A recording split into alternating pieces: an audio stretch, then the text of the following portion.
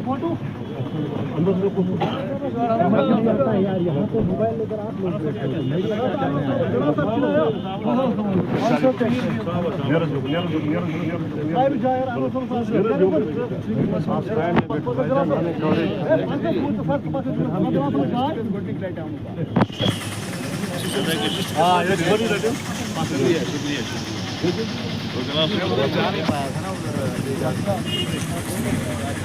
चलो करेंगे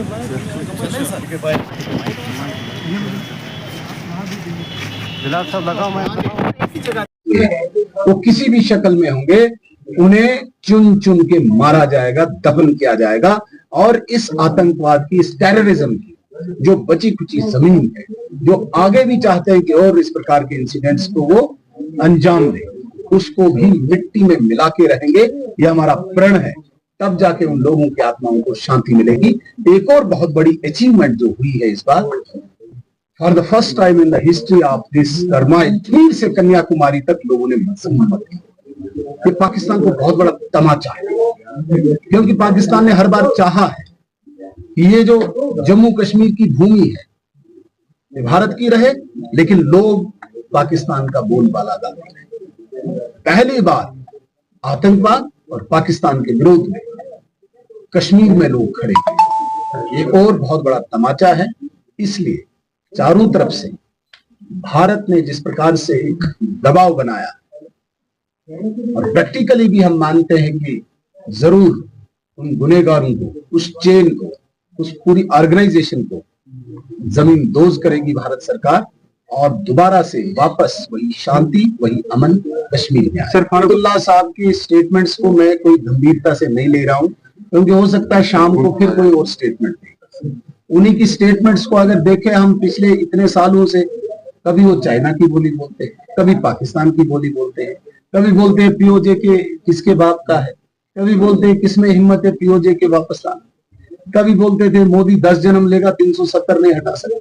तो उनकी स्टेटमेंट्स को, हालांकि बहुत बड़े आदमी हैं, बड़े लीडर हैं वो, मैं उनके सामने कोई बहुत बड़ा नेता नहीं हूं, लेकिन जो इतिहास रहा है उनकी स्टेटमेंट्स का, आप भी अपने दिल पे हाथ रखें और पूछें अपनी जमीर से, क्या उनकी स्टेटमेंट को यकीन करना चाहिए। लेकिन इस वक्त तो कहते हैं कि पाकिस्तान को सबक सिखाना चाहिए, तो बहुत अच्छी बात है। लेकिन मैं सिर्फ उनसे गुजारिश करूंगा आपके चैनल्स के माध्यम से, फारूक अब्दुल्ला साहब, आप इसी स्टेटमेंट पे टिके रहना।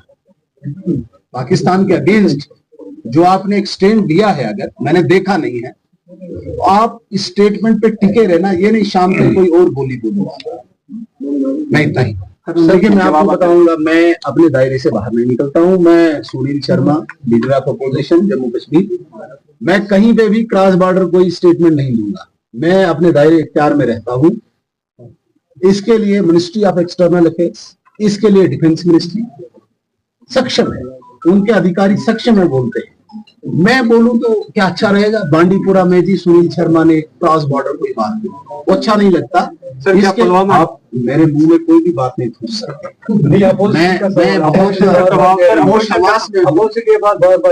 अपोजिशन कुछ कहे, मैं अपने प्रधानमंत्री पे, अपने वजीर दाखिला पे, अपनी सरकार पे अटूट विश्वास रखता हूं। प्रधानमंत्री जो कहते हैं वो करते हैं, और जिस सख्त भाषा का उपयोग प्रधानमंत्री ने किया है, क्या उनसे बड़ा हूं मैं?